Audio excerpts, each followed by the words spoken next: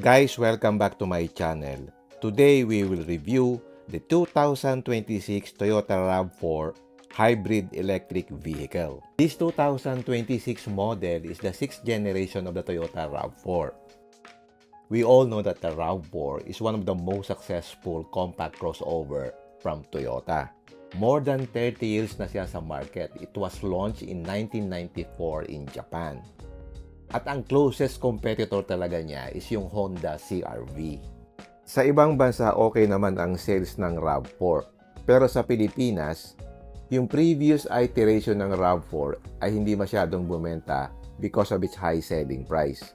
Pero now, naglabas sila ng bagong iteration, so makikita nyo yung difference. So now, mas compelling na siya at yung price niya is somewhat justifiable sa upgraded looks, sa kanyang features, and technology. Sa Pilipinas, available siya sa dalawang variant. Itong limited variant at saka yung adventure variant. So yung limited variant, and let's call it LTD. Ang selling price nitong limited is 2,499,000 pesos. So punta muna tayo sa kanyang external features. May pagka-elegant yung look niya compared dun sa more adventurous looking physical appearance ng adventure. So, distinguishable yung difference nila. So, if more outdoor lifestyle ka, go with the adventure variant. While if city driving or highway drives lang, yung limited version ang choice mo. Mas elegant yung look niya at mas premium. Sa kanyang front, yung headlights niya, meron siyang projector LED headlamps and you can see na yung kanyang DRL is dual. Meron siyang upper and lower. Meron din siyang LED fog lamp at sa katabi nun, meron siyang front sensor. In terms of styling, naging maganda yung route ng designers which is edgy and boxy na design na gusto ng karamihan. Okay, let's take a look at the side profile. I think yung side profile niya looks sophisticated and refined. Dahil sa boxy and at the same time, fluid na body lines. Gandang-ganda ako sa side profile niya, especially yung dalawang character lines that meets doon sa second row door. And it really gives character dito sa bagong RAV4. And usual sa ganitong mga category, merong mga body cladding. So, meron siyang turn signal light yan at doon sa ilalim, meron siyang camera para doon sa kanyang 360 camera system. Naka-size 20 nga pala ang mags niya at ang tires niya is 235/50 R20. Naka-ventilated disc niya sa harap at dun sa likod is solid disc brake. Maganda yung stance niya kasi naka-size 20 yung gulong. Dun sa adventure variant, size 18 lang yon. Dito sa roof, meron siyang slim na roof rail. Sa adventure variant, medyo naka-extend siya at mas malaki siya. Meron din nga pala siyang Toyota Safety Sense and you can see the camera dito sa windshield. Okay, punta naman tayo sa rear ng RAV4 na ito. Yung design niya meron pa ding remnants ng previous RAV4 pero mas refined lang siya at mas eye-catching. Ang maganda dito, simple lang yung itsura niya. Yung taillight niya is naka-integrate well yung design sa rear glass panel niya with the RAV4 emblem design sa gitna. Yung taillights niya ay LED. So, ganito yung itsura niya kapag nakailaw siya. At dun sa lower portion ng tail light, nandun yung kanyang signal light. Iba rin yung highlight ng bumper niya compared dun sa adventure variant. Dito, meron siyang vertical line na design dito sa bumper, tapos meron siyang dalawang reflector. Overall, I can say na maganda yung pagkaka-execute ng kanyang rear design. It's simple pero elegant siyang tingnan. Okay, check naman natin yung interior. Dito sa door panel, meron siyang parang soft material dito sa ibabaw. Tapos, dito sa lower portion, meron siyang parang charcoal gray color na material. At nandito yung switch ng kanyang memory seat. Meron siyang dalawang setting. The window buttons here are black. Simple lang siya, pero mukha namang siyang matibay. Andito yung adjustment sa side mirror, saka yung mga switches sa windows. Dito naman sa lower portion, merong bottle holder, saka nandito rin yung kanyang speaker. Andito naman yung switch ng tailgate opening, tapos dito sa baba, nandito yung sa pag-open ng fuel tank, at saka yung pag-open ng hood. Power adjustable yung kanyang driver seat, tapos meron siyang lumbar support. Itong bilog na ito ang switch niya for lumbar adjustment.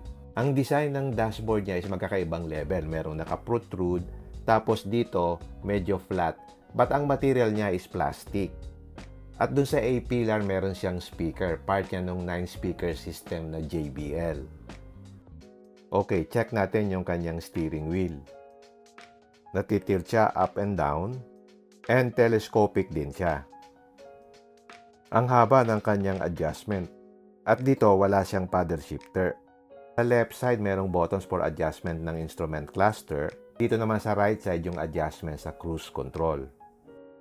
Overall, maganda yung design ng kanyang steering wheel. It's leather wrap. Tapos dito sa lower portion, meron siyang parang gray accent. Dun sa Adventure, kulay orange yan. Yung instrument cluster niya is pure digital. It's 12.3 inches in size, tapos meron din siyang heads-up display. And by the way, electronic power-assisted steering na rin siya. Malaki din yung kanyang infotainment screen. It's 12.3 inches. Meron ding physical button ang climate control. Sa ibang cars, lahat nandun sa screen. So, ganito yung itsura ng kanyang instrument cluster kapag ka naka-on. Modern yung look niya at dito mo makikita yung mga different drive modes mo kapag ka sinwitch mo siya. So yung audio system nga pala niya is JBL, so maganda yung sound nito. Tapos wireless Apple CarPlay saka wireless Android Auto.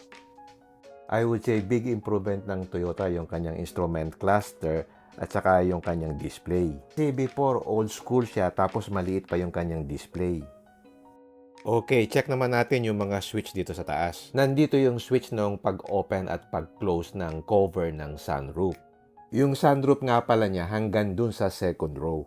By the way, yung seats nga pala niya ay ventilated dun sa driver and passenger. Meron din siyang seat heater sa driver and passenger. Dito naman meron siyang wireless charger. Dito may button for the drive mode dito sa AV mode. Dito naman yung sa trail, sa snow, at saka sa normal. Then dito merong compartment na malalim. Marami kang mailalagay dito. For example, pwede mong ilagay yung mga cellphone, yung wallet mo, etc. Dito may Type-C USB port, switch for the camera, at saka yung sa parking assist. Dito naman sa right, meron ding Type-C, sa hill descent control, saka yung sa traction control. And then, naka-electronic gear selector na siya. Can shift from park, reverse, drive by just pushing this button. Meron na din siyang automatic parking brake at saka auto brake hold. And then, meron dito siyang black material na scratch magnet. Pero at least now, manipis lang. And then, meron ditong dalawang cup holder. Dito naman sa center armrest, you can open in two directions. Pwedeng sa driver side, pwede rin sa passenger side. At dito sa loob may 12-volt socket at saka Type-C na USB port. Medyo malalim din yung compartment na ito, so marami kang items na pwedeng ilagay dito. Dito sa dashboard area, merong open compartment, tapos meron ditong accent. At nandito naman sa lower portion yung kanyang glove box. Dito sa taas, meron siyang sunglass holder, then meron din siyang switch ng ilaw. Meron din siyang vanity mirror dito sa driver side. So, pag in-open mo, iilaw yan. Medyo hindi lang umiilaw ngayon kasi discharge na yung battery. Ganon din sa passenger side, meron ding vanity mirror at meron din siyang ilaw. Okay, check naman natin yung rear area. Dito sa rear door, same din ang design dun sa front door sa combination of black and charcoal gray material. And then dito sa lower portion, puro plastic na and meron din ditong speaker. Dating dito sa back seat, adequate naman yung space niya pero hindi siya yung pinaka-spacious. Merong seat pocket dito sa passenger side, meron ding seat pocket dun sa driver side. Dito sa likod, may dalawang Type-C USB port and then meron ding switch ng adjustment ng seat. Tapos meron siyang dalawang aircon vent. By the way, dual zone auto climate control ang kanyang air conditioning system. Dito sa gitna hindi siya flat, medyo nakaumbok ng konti yung center tunnel. Yung leather ng seat niya, more on the utility side. Hindi siya yung type of leather na plus. And then meron siya ditong center armrest with cup holders. In terms of headroom, adequate naman siya kahit meron siyang sunroof. Yung rear seat niya is 60-40 split, tapos meron siyang adjustment. Pwede mong i-move forward yung kanyang sandalan at pwede mo ding i-recline ng konti. And then you can also fold flat itong rear seat to get more cargo space. Maganda dito, flat yung flooring pag binaba mo yung rear seats, which is a nice feature. Okay, let's open the rear door. May kick function din siya. And then automatic tailgate siya. Dito sa left side, meron siyang built-in na subwoofer. So, part yan ng kanyang JBL speaker system. Dito sa right side, merong maliit na compartment. Tapos may mga tie downs dito sa left at saka dito sa right. At pag inopen mo itong pinaka-cover, nandito yung kanyang reserba. Buti meron siyang spare tire kasi ngayon, di ba, yung ibang mga brands wala nang reserba, yung mga hybrid na vehicles nila. At meron din siyang tonneau cover para hindi makita yung mga gamit mo. Okay, check naman natin yung kanyang powertrain. Ang maganda dito, hybrid siya. Malaki din yung engine displacement kasi 2.5 liters. Diba normally yung mga hybrid ngayon, 1.5 liter lang yung gasoline engine. Ang total system maximum output niya is 239 PS. Ang torque naman niya is 221 Newton meters.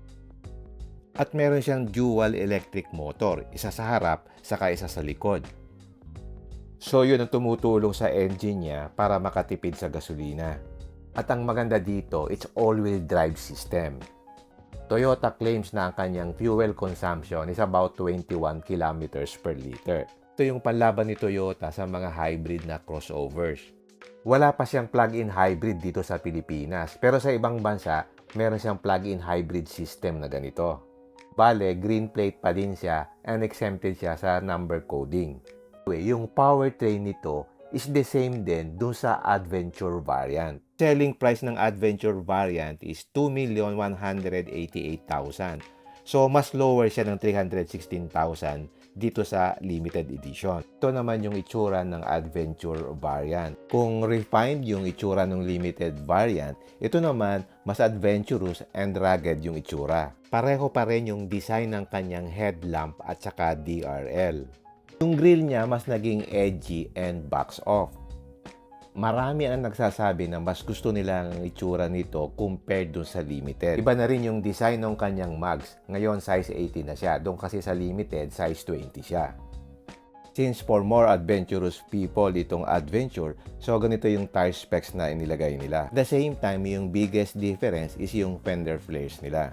Sticker dito sa Adventure, while dito sa limited, mas flat siya. Another thing is, mas may purpose yung roof rail dito sa Adventure. Since naka-protrude siya at pwede mo siyang lagyan ng rack. Sa limited kasi, mas cleaner siya at naka-flush siya doon sa roof. Dito sa likod, pareho lang yung design. Ang naiba lang yung treatment ng garnish doon sa bumper. Yung pinaka-silver portion nitong bumper, magkaiba yung design dito sa Adventure. At yung design ng taillights at saka spoiler, pareho lang ng sa limited. Pagdating sa interior, may difference lang ng color sa ginamit na material. Ito, meron siyang pattern design sa sidings niya. Napansin ko dito sa RAV4, hindi masyadong maganda yung mga plastics na ginamit. Feel mo siya in person, medyo on the cheaper side siya. Ang pinaka-prominent dito yung mga orange accents. And even dito sa seats, meron siyang stitching. Even yung seat pattern niya is different din. Hindi na siya perforated since wala na siyang ventilated seats. So, ito yung sinasabi kong orange accent dito sa steering wheel. Saka meron ding orange accent dito sa may center console. And then, yung kanyang sunroof, mas maliit na kasi yung sa limited hanggang dun sa likod. Dito, sa bandang harap lang. Manual lang yung pag-close and open nitong cover ng sunroof. Doon kasi sa limited, push button yan. So, dito sa rear seat, pinalo lang niya yung color scheme dito sa harap. I would say na mas utilitarian yung feel nito compared dun sa limited na may pagka-premium. Dito rin, manual na yung adjustment ng seat dito sa passenger side. Dun sa limited, automatic adjustment yan. So yung ibang mga design sa interior, pareho lang. Except dito sa gear shifter, na hindi na siya electronic. So naiba lang yung position ng automatic parking brake saka yung auto hold. So, yan ang Adventure variant. So, just to summarize, ang price difference ng Adventure dun sa limited is 316,000. So, mas mura yung Adventure ng 316,000. In summary, ano ba yung naiba dun sa Adventure saka dun sa limited? Una, yung shifter niya naging mechanical. Pangalawa, ang gulo niya naging size 18 instead na 20. Pangatlo, yung sunroof niya is mas maliit. Pang-apat, ang roof rail niya naiiba, naging bridge rail. Lima, mas malapad yung kanyang over fender. Pang-anim, yung auto-leveling ng headlamp nawala. Number 7, naging synthetic leather yung kanyang seat. Number 8, nawala yung kanyang seat ventilation. Number 9, nawala din yung kanyang heads-up display. Number 10, nawala yung intelligent parking assist. So, yan yung difference niya with the limited version. Pero pareho lang yung kanilang engine, saka yung suspension. Drive modes pareho din, and then pareho din yung sound system. Maganda, pareho silang merong Toyota Safety Sense. To me, parang mas value for money yung Adventure variant. Mga tinanggal na features, you can live without them. The question now is the 2026 RAV4 Hybrid a good buy? To me, yes. It's a top contender dun sa compact SUV segment. Fully redesigned na siya, tapos standard feature pa yung kanyang hybrid powertrain. I think it's highly competitive against its top rival, yung Honda CR-V. Yung entry level na CR-V, I think nasa 2.35 million. Yung top of the line is about 2.8 million. So ngayon, mas mura yung RAV4. So ano naman yung mga pros and cons niya? Number 1 pro niya, yung kanyang standard hybrid efficiency. Second pro niya, yung kanyang improved performance. Sa tingin ko, mas significant yung power boost niya ngayon over dun sa previous generation. So mas better yung acceleration for highway passing. Number 3 na pro niya is meron siyang Toyota Safety Sense as a standard sa lahat ng variant. At ang number 4 na pro niya is yung kanyang high resale value. And another thing sa mga brand conscious dyan, since this is a Toyota, now nagmamahal na yung fuel at naghahanap kayo ng hybrid na vehicle from a reliable brand, then this RAV4 is for you. Sa dami ng Chinese brand sa market na magaganda rin naman at compelling, and if hindi pa rin nyo kayang i-accept yung mga Chinese cars, I think ito yung magandang option. Since this is a Toyota, mas kampante ka sa maintenance and reliability. Wala kang masasabi kapag ka Toyota. Kumbaga, future-proof siya. Alam mo, yung after-sales service is maaasahan. At kung magkaroon siya ng problem sa powertrain niya, lesser yung headaches compared sa mga Chinese brands na bago pa dito sa country. So, yung after-sales service will be a challenge, especially doon sa mga collision parts and other parts of the vehicle na mahirap makakuha ng pyesa. And lastly, yung all-wheel drive system niya. This is another pro, especially if you get the Adventure variant. Lagyan mo lang ito ng all-terrain tires like yung Falcon Wild Peak.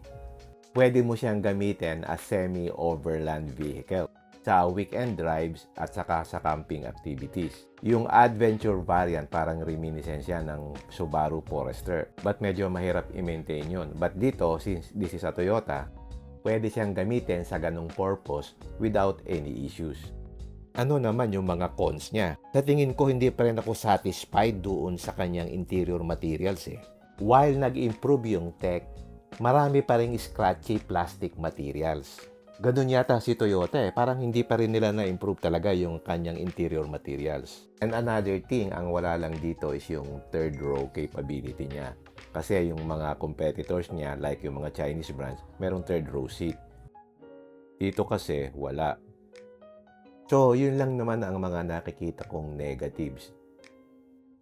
Ang medyo hindi lang ako sold is dun sa feel ng interior niya. Maganda sana yung design niya, similar dun sa LC300, LC250, and other models ng Toyota. Maganda na yung design execution sa loob. Yun nga lang, yung materials talaga na ginamit, makikita mo yung mga cheap looking na plastics. Compared it sa CR-V o kaya sa Mazda CX-8, makikita mo talaga na mas upscale yung ginamit na materials. Dito kasi, more on the plasticky side talaga.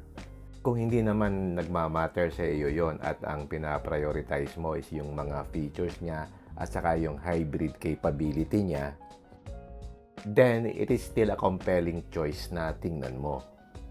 But then, if you're looking for a reliable, efficient, and technologically advanced family SUV na magho-hold ng value over time, Then, itong 2026 RAV4 is a good choice. Sa ngayon, mas lower ang price niya than the Honda CR-V na hybrid. But yung Honda CR-V, mas upscale yung interior. Marami siyang softer materials. Mas tahimik yung highway ride niya compared sa RAV4. I think ang magandang nakikita ko dito sa new RAV4 is yung appearance niya. Yung design niya talaga. Pag nakita mo siya ng personal, magagandahan ka sa kanya. Ito yung isa sa mga vehicles ni Toyota, medyo may character sa lineup pagdating sa design execution. Gandang-ganda ako sa design niya. If you compare it sa CR-V, napakalayo ng difference pagdating sa design. Mas gusto ko yung design nito kaysa doon. Because it's more edgy and out of the box na design. Na usually hindi mo makikita sa Toyota. May character talaga siya for me. I think yung price point niya now is compelling. Kasi yung main issue nung previous RAV4 na sobrang mahal for what you get sa kanyang package. Okay, that's about it. I hope nakapagbigay ako sa inyo ng kaunting idea about this 2026 RAV4 na hybrid. Okay, hanggang dito na lang. If you like this video, don't forget to like, share, and subscribe. Until next time, see you again in my next vlog. Bye!